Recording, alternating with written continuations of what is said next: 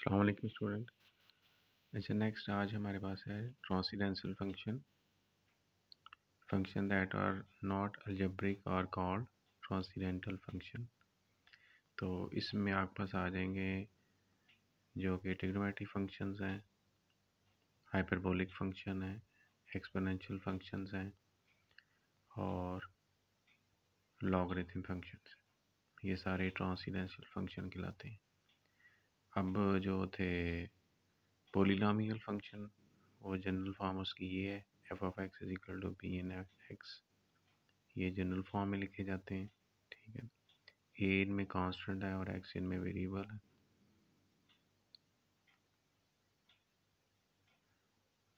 और नेक्स्ट इसमें अगर एन की पावर जो एन जो है हमेशा नॉन नेगेटिव होगा, यानी कि नेचुरल नंबर। एन अगर ज़ीरो हो जाता है तो उस फंक्शन को हम कहते हैं कांस्टेंट फंक्शन। अगर वो वन हो जाता है तो दो टर्म्स आपके पास आएंगी, ए वन एक्स और ए नॉट, जो कि लीनियर कहलाएगा। अगर एन टू है तो फिर इस तरह a two x square, a one x और ए नॉट क्वाड्रेटिक फंक्शन हो जाएगा। और अगर एन थ्री है तो फिर ये क्यूबिक इक्वेशन बन जाती है आपके पास।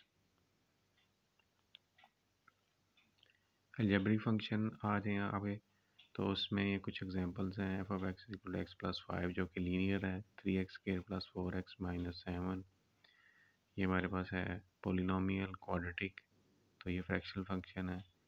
ठीक है, एट टी क्यूब यानी कि ऊपर भी पोलिनोमियल और नीचे भी polynomial function. Next trigonometric function है आपके पास। ठीक है, साइन एक्स, कॉस एक्स और टेन एक्स, और इनके अपोजिट साइन का कोसेकेंट, कॉस का सीकेंट और टेन का कॉट। नेक्स्ट यही इनवर्स में भी आ जाते हैं, उनको कहते हैं inverse trigonometric functions. Arc sine का मतलब है साइन इनवर्स। आगे इनकी डोमेन दी हुई है।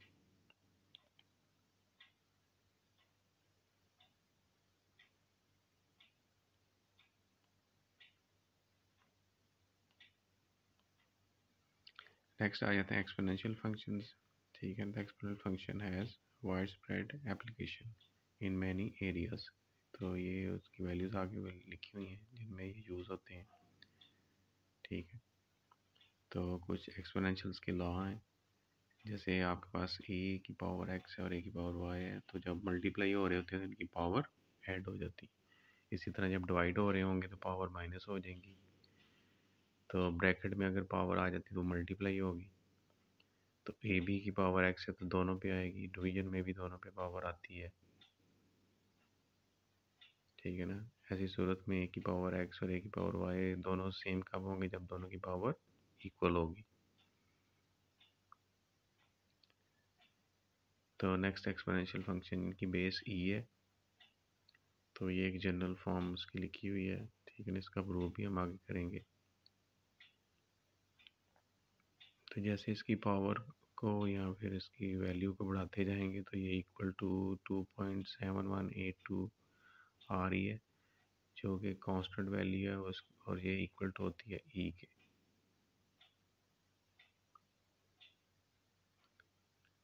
अब नेक्स्ट क्वेश्चन एग्जांपल 8 है आपके पास। ठीक है ना, इसमें एक फंक्शन आपको गिवन है। ठीक है ना, और पावर में टी लिखा हुआ है, ई की पावर में 1.386 और टी। तो टी की डिफरेंट वैल्यूज़ होंगी आपके पास। तो एन नॉट जो उसकी स्टार्टिंग वैल्यू आपको गिवन है एग्जांपल में।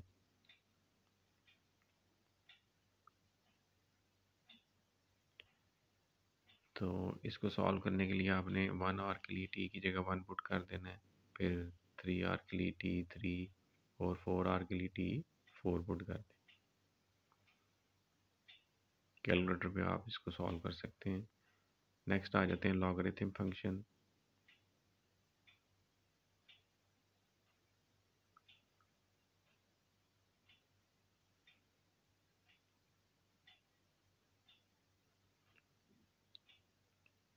जैसे आपके पास है x इज इक्वल टू 2 की पावर y, तो इसको आप लिख सकते हैं y log 2 और x2 उसकी बेस बन जाएगी।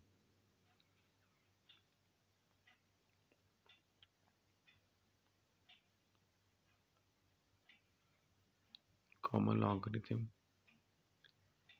इसमें उसकी बेस जो है वो 10 होगी। जैसे उसमें 2 की पावर थी, इधर 10 की पावर में होगा।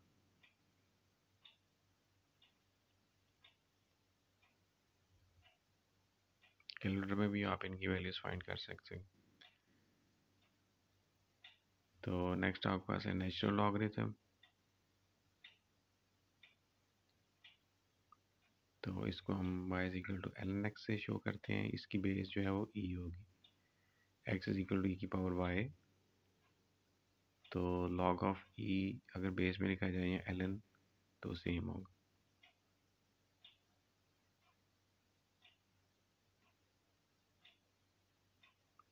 जैसे ये आपके पास गिवन है log ऑफ x y है, तो इसको लिख सकते हैं x इज इक्वल टू 10 की पावर y, और ln ऑफ x है तो वो लिखा जाएगा x is equal to e की पावर y। तो अगर log x सिंपल लिखा है तो इसका मतलब है कि उसकी बेस जो है वो आपके पास 10 है। तो ये कुछ प्रॉपर्टीज़ हैं log की। अगर log ऑफ 1 फाइंड करेंगे तो 0, अगर बेस और ऊपर वाली वैल्यू सेम होगी तब भी 1। तो अगर b और b की पावर x है तो x के इक्वल होगा, ठीक है ना। तो अगर b की power log of b of x है, बेस सेम है उसके साथ, तो वो भी x के इक्वल। अगर दोनों प्रोडक्ट में mn तो उनमें प्लस आएगा, अगर डिवाइड हो रहे हैं तो उनमें माइनस आ जाता है। पावर को आप पहले लिख सकते हैं, m की पावर p है तो p पहले आ सकता है log से।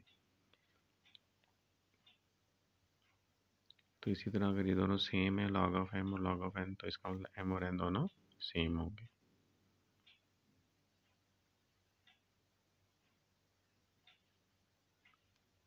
अब इसमें देखें 10 की पावर x इक्वल 2 है, तो आपने x की वैल्यू फाइंड करनी है taking log of both side. x जो है पहले आ जाएगा, तो log ऑफ 10 जो है उधर डिवाइड हो जाएगा log ऑफ 2 से, तो आप उसकी वैल्यू फिर फाइंड कर सकते हैं log ऑफ 2 से। इसी तरह e की पावर x है तो इसमें हम ln ऑफ बोथ साइड कर लेंगे। ln ऑफ e भी 1 के इक्वल होता है, तो इस तरह x की वैल्यू आप फाइंड कर सकते हैं।